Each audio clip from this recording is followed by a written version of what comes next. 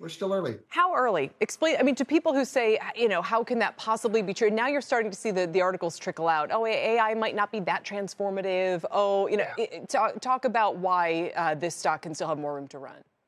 Yeah, you bet. So people get nervous, and I get it. Don't get me wrong. I mean, the stock, and not just stock, but the numbers have run so far, so quickly that people do worry about sustainability, and I understand that. But at the same time, you can sort of look at where the shares are trading on a valuation basis. They're much cheaper than they were before this started. As much as the stock has gone up, like the demand for the parts and the impact of the financials has gone up even more. It's been really amazing. We are at the point now where we're seeing like massive amounts of capex from the hyperscale players, which I think is good. I think where people get nervous is on the enterprise side. We are still in the experimentation phase, and this is true. Like enterprises tend to move slower, but I do like the amount of breadth that we are seeing here. There are many enterprises that actually are experimenting here. Nvidia talked about this. I think they talked about like large cloud vendors were only about 40 or 45% of their total revenues there. Their customer base is still broadening out. We are seeing more and more deployments as business models are getting built on the enterprise side. But it does take time. Like the hyperscalers can build up very quickly. The enterprises, take a little longer. And I kind of get that nervousness. But at the same time, everything we're seeing right now, at least in terms of near medium-term demand, still seems really strong. It doesn't look like we're seeing any signs of slowdowns yet. The market cap is $3.15 trillion. And when we did our segment a little while ago on the race to $4 trillion, I think it was Gil Loria made the point, you can't have both Microsoft and Nvidia reach $4 trillion at the same time, because his line was basically, Microsoft can't afford for Nvidia to be that necessary. And if Nvidia is going to be that large, then Microsoft's margins will be destroyed and its profitability will be called into question. I don't know about destroyed. You have to remember, a lot of the capex that's going on right now is not necessarily all incremental. Like you can go look at sort of spending on traditional data centers, CPUs and traditional servers, networking. They're all in the toilet right now, right? I mean, so there's been a pivoting of spend from more traditional things to GPUs.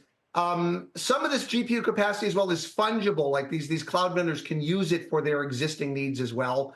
Not all of it is generative AI. Some of it is things like recommendation engines from players like Meta, like other like more traditional, more legacy types of machine learning where there's already a clear return on that. All right. And you can sort of run through the math. Like if the returns take a little longer, I mean, it doesn't impact their margins all that much. It's a colleague of mine who covers Microsoft. He did some of this work. It's a few hundred basis points, I think, on margins given the incremental depreciation load. It's not crazy the amount of money that they're spending at this point. It's not like they go down the toilet if this doesn't come down. So no, I kind of disagree. I push back on that a little bit. And we should continue that discussion because maybe they both can be $4 trillion companies and maybe Apple too.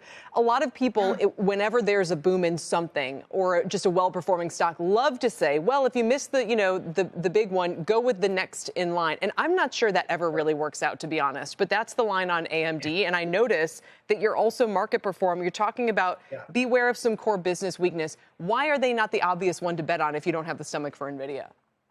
Well, I mean, they are and they aren't, right? So I understand the need for a second source, and they are the clear second source, at least on GPUs.